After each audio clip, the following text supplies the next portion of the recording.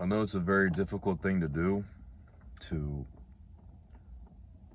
silence that voice in your head and tell it that, listen, I know we've been through some stuff. I know life has been hard. I know we've been through some traumatic experiences. And traumatic is really relative. All right. Obviously, I'm not saying that, if your mom yelled at you once, I don't know, because you tried to jump off a cliff. Well, I mean, that is traumatic because I don't know why you were trying to jump off a cliff. But you know what I mean? There are certain things that may not seem traumatic to one person, but they can be to another one, especially when you consider the age. Like, what could be traumatic to somebody who's 3 years old probably isn't the same level of traumatic or even bad as it would be to someone who's 14. All right, your perception and where you are at the time really affects how really impacts how the situation impacts you. What I'm trying to get to is that it's hard to get past those things, right? It's hard, and I feel like a lot of us navigate with those traumas in our mind to this day.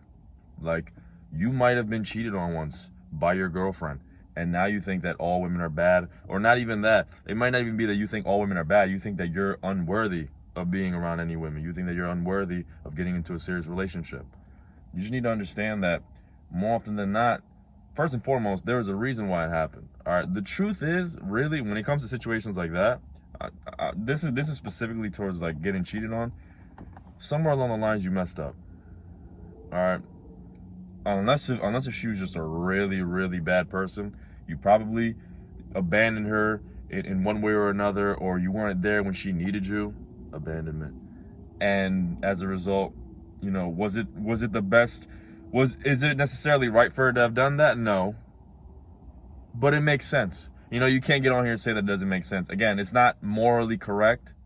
Really, things should come down to communication. But sometimes life just happens in that regard. And I'm not saying that as in forgiving her, as in like just letting her back in your life and pretending that nothing went wrong. Absolutely forgive her in the sense of, okay, I understand this went wrong, and you might have wronged me, you might have backstabbed me, but I get why you did it. I don't think it's right, but I understand. And now this is something that I can learn from. You don't even need to tell her that. You can literally just say it to yourself. Because I know some of you are like, well, I don't even want to talk to her. And I absolutely understand why. All right, but you shouldn't hold this resentment either towards her or this resentment towards yourself. Because if you hold it towards her, that's just really negative energy. And I feel like that is always going to lead you to doing something harmful. It might not even be as in you hit her, but you might just do certain things that you weren't planning on doing otherwise. And at the end of the day, you give her or even him way too much power than they deserve. And then on the other hand, if you hold the resentment towards yourself, well, now you're robbing yourself of many beautiful future relationships. And it doesn't even have to be limited to just girlfriends. It could be limited, like it could be friends in general. A relationship is a relationship, and obviously the relationship between a girlfriend and a friend is very different. But I mean, if one person backstabs you, who's to say that nobody else can backstab you? And the truth is, yeah, everyone technically is capable of backstabbing you. You just have to be the best version of yourself possible and understand what went wrong with these scenarios and honestly operate off of faith. I know it almost sounds scary to say that, but what's even scarier is letting these traumas, all these things shackle you and weigh you down to where you don't want anything, where you're not going to do anything, where you're just going to stay in your room all day. It's a miserable existence. All right. Chapter 1. I'm pretty sure it's chapter 1. All right, forgive me because I haven't read the full book, but chapter 1 of the way of the superior man is to live with an open heart, even if it hurts. You have to let the shit go. You have to let the stuff go. You have to unshackle yourself from those weights, because you're putting yourself at a severe disadvantage. These weights that are attached to you, this trauma of, oh, I was backstabbed once, or oh, this friend said this to me, this friend did this, she did this, she did that. When I wasn't looking, I feel betrayed, I feel backstabbed, she didn't love me. You really just need to sit down and analyze why.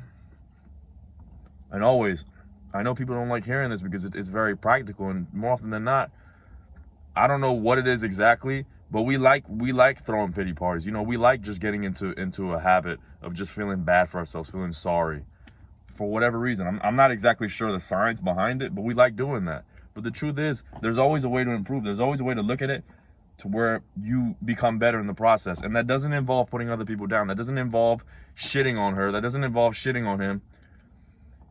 intentionally, as in, like, you know, getting, like, making all this money or messing around with all these other women or all these other dudes just for the sake of putting them down, just for the sake of making them feel bad.